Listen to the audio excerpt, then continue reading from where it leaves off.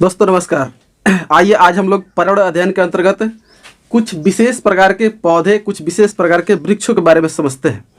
जैसा कि आप जानते हैं CTET में जो 1 to 5 का हम लोग CTET का एग्जाम देते हैं, उसमें पर्यावरण अध्ययन से 30 प्रश्न आते हैं और उस 30 प्रश्न में से 15 प्रश्न जो होते हैं वो सारे के सारे जो प्रश्न है वो कुछ पौधों के बारे में पूछ लेता है।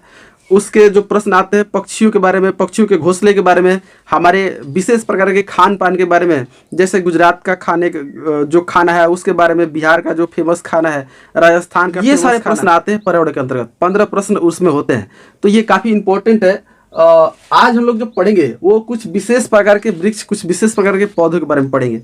देखिए, जैसे आपसे हम पूछे कि क्या आप जानते हैं कि शाक प्रवृत्ति का पौधा जो जैसे साग होता है, या पालक का साग हो गया या लाल वाला साग हो गया, तो ये साग प्रवृत्ति के जो पौधे, तो इनके पौधे छोटे छोटे होते हैं। लेकिन अगर हम कहें कि साग प्रवृत्ति के पौधे जो एक व्यक्ति के हाइट से भी लंबे लंबे होते हैं, ऐसा कोई पौधा है? दूसरा सवाल, जैसे कोई ऐसा पौधा के बारे में आप बता सकते हैं जो ये बता दे कि कब हमको सिंचाई की आवश्यकता है? क्या आप जानते हैं कुछ ऐसे भी पौधे हैं जो नीचे से पानी निकालने का काम करते हैं और उससे हम पाइप निकाल के पानी पी लेते हैं? तो है ना ये आश्चर्य। कुछ ऐसे भी पौधे हैं जो कीटों को खाते हैं, कीट को, जानवरों को, छोटे छोटे जानवरों को। ये सारे के सारे पौधे जो हैं इसके बारे में आज हम लोग समझेंगे। चलिए सबसे शुरुआत करते हैं हम लोग बरगद से। सबसे पहला नंबर बरगद को समझते हैं। ये तो बरगद जो है आपके आसपास, हमारे आसपास में पाया जाने वाला पौधा है। और ये जो बरगद है ये एक विशाल कायक वृक्ष होता है और इसका फैलाव इतना ज़्यादा होता है, इतना अधिक होता है, ये विशाल कायक लगने लगता है। इसमें आप देखेंगे इसकी जो शाखाएं हैं, ऊपर से जो शाखाएं निकली होती हैं वो नीचे लटकते हुए जमीन को पकड़ लेती हैं और जड़ का काम करने लगती हैं। आप जब इसको देखेंगे तो पता ही नहीं चलेगा कौन मेन जड़ है, कौन। बहुत सारे जड़ इसमें दिखाई देंगे, ऊपर से निकल के नीचे तक लग जाते हैं जमीन से। तो ये खासियत होती है इसकी। और इनको स्तंभ जड़ बोलते हैं, जो शाखाएं निकल के और नीचे जमीन को प्राप्त कर लेती है, जमीन से जड़ के रूप में काम करने लगती है। इनको क्या बोलते हैं? स्तंभ जड़। इस फिगर को देखिए, समझ में आ जाएगा कि बरगद का जो पेड़ है वो किस प्रकार होता है। चलिए नेक्स्ट हम लोग बात करते हैं क्रोटन। ये क्रोटन जो पौधा है, क्रोटन, ध्यान से समझिएगा। क्रोटन पौधा किसान अपने मुख्य फसल के साथ है, इस क्रोटन को भी बो देते हैं, उसमें लगा देते हैं। क्रोटन किस लिए लगाते हैं? ये पौधा फसल के साथ में बोया जाता है और ये बताने का काम करता है कि फसलों को, जो मुख्य फसल है उसको कब सिंचाई की आवश्यकता है। तो ये बताने में समर्थ है कि फसल को कब पानी की आवश्यकता होती है। और इसकी जड़ें जो हैं, वास्तव में होता क्या है, इसकी जड़ें बहुत ज़्यादा नीचे तक नहीं गई होती हैं, ये ऊपर ही रह जाता है। इस वजह से जैसे ही मिट्टी में नमी का मात्रा कम होता है ये सूखने लगता है। क्रोटन जो है ये सूखने लगेगा, मुरझाने लगेगा। तो किसान जब उसको देखेंगे क्रोटन सूख रहा है तो उनको पता चल जाता है कि अच्छा जमीन को सिंचाई की आवश्यकता है। तो ये बताने का काम करता है। इसकी जड़ें अधिक नीचे तक नहीं होती है, जब ये मुरझाने लगता है तो पता चल जाता है कि फसलों को सिंचाई की आवश्यकता है। तो ये हो गया क्रोटन, इसकी खासियत है। नेक्स्ट समझते हैं केला। देखिएगा केला जो है, ये केला तो आप सभी लोग देखे होंगे, मुख्य रूप से जो बिहार वासी हैं, और बिहार में हाजीपुर में बहुत भारी मात्रा में केला पाया जाता है। तो केला जो है, ये केला का पौधा है, एक प्रकार का शाक प्रवृत्ति का पौधा, शाक प्रजाति का पौधा है। और शाक प्रजाति का पौधा जिसके टहनी जो है वो हरे हरे होते हैं, काफ़ी मुलायम होते हैं, छोटे छोटे होते हैं। जैसे आप पालक की साग की बात कर ले, जैसे आप ये लाल वाला साग की बात कर ले, ये सारे के सारे शाक प्रवृत्ति के हैं, प्रजाति के हैं। केला भी शाक प्रजाति का एक पौधा है। आप देखेंगे इसका तना कमजोर होता है, साथ ही साथ कमजोर के साथ साथ हरा होता है।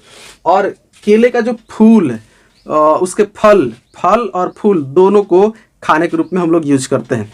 तो ये था केला, मेन रूप से ये क्या है, इसमें ये शाक प्रजाति का है। चलिए नेक्स्ट हम लोग बात करते हैं खेजड़ी।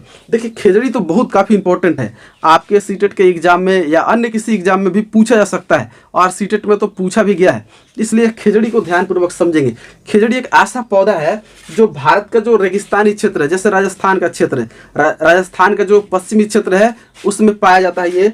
और ये रेगिस्तानी क्षेत्र में ये इसलिए पाया जाता है क्योंकि इसको पानी की आवश्यकता कम होती है। देखिए रेगिस्तानी क्षेत्र में पानी कम पड़ता है, इसलिए ये जो खेजड़ी है इसको अधिक पानी की आवश्यकता नहीं होती है। और खेजड़ी से जो फलियाँ निकलती हैं, इसके फलियों का लोग सब्जी बना के खाते हैं। तो ये काम कर देता है सब्जी के रूप में। यहाँ पर इसकी फलियों को लोग सब्जी बनाते हैं। साथ ही साथ सबसे इम्पोर्टेंट बात तो ये है कि इसकी जो छाल होती है, खिचड़ी का जो ऊपर का छाल होता है, उस छाल से दवा बनाया जाता है। तो इसका उपयोग एक तरीके से मेडिसिन में होता है। साथ ही साथ आप देखेंगे ये जो रेगिस्तानी क्षेत्र में पाया जाने वाला खिचड़ी पौधा है, उस रेगिस्तानी क्षेत्र में जहाँ पे बहुत कम मात्रा में वृक्ष पाए जाते हैं, जहाँ पे लोगों को छाया की आवश्यकता होती है, लोग बहुत दूर दूर तक सफ़र करते हैं, उसके बाद में वहाँ छाया की आवश्यकता होती है। आप देखेंगे कि ये छायादार वृक्ष होता है और यहाँ लोग बैठ के आराम कर सकते हैं। इस लकड़ी का खासियत क्या है, खिचड़ी का जो पौधा होता है, इसका जो लकड़ी निकलता है, इसके लकड़ी में दीमक नहीं लगते, कीड़े मकोड़े नहीं लग सकते हैं, ये भी खासियत है। तो देखिए कितने सारे खासियत लिए हुए एक खिचड़ी का पौधा है।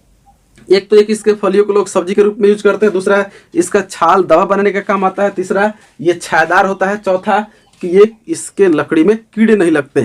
तो ये है ना इंपॉर्टेंट है। चलिए नेक्स्ट हम लोग बात करते हैं रेगिस्तानी ओक।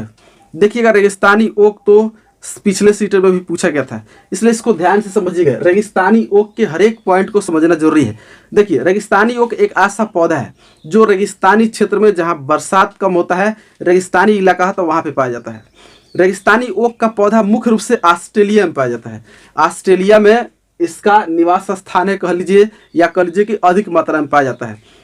रेगिस्तानी ओक जो पौधा है, इसका खासियत क्या है, इसकी जड़ें जमीन के अंदर इतनी अधिक गहराई तक गई होती हैं कि जो भाव में जल स्तर है उसको प्राप्त कर लेती है, उसको छू लेती है, उसके अंदर चली जाती है। साथ ही साथ ये जो रेगिस्तानी ओक पौधा है, इसमें आप देखेंगे इसकी पत्तियां बहुत कम होती है, ना के बराबर होती है, पत्ती इसमें बहुत कम होता है। रेगिस्तानी ओक जो पौधा है, उस रेगिस्तान क्षेत्र में पाए जाने वाले जो लोग हैं, इस पौधा में पतला पतला पाइप डाल के और पानी निकाल लेते हैं। देखिए होता क्या है, ये एक तो ये है कि इसकी जड़ें जमीन के अंदर पानी तक पहुंच गया रहता है और पानी को भारी मात्रा में ऊपर उठाता है। पत्तियां होती तो वाष्प उत्सर्जन के रूप में उस पानी का यूज कर लेती है, लेकिन इसमें पत्तियां कम पाई जाती है। अब जो लोग इसमें पाइप डाल के पानी निकालते हैं, इस क्षेत्र के जो लोग हैं, इस क्षेत्र के निवासी, इस पेड़ के तन्ने में पतला पतला पाइप डाल के पानी निकाल लेते हैं। तो ये खासियत है रेगिस्तानी ओक का। चलिए नेक्स्ट हम लोग बात करते हैं एक पौधा घटपर्णी।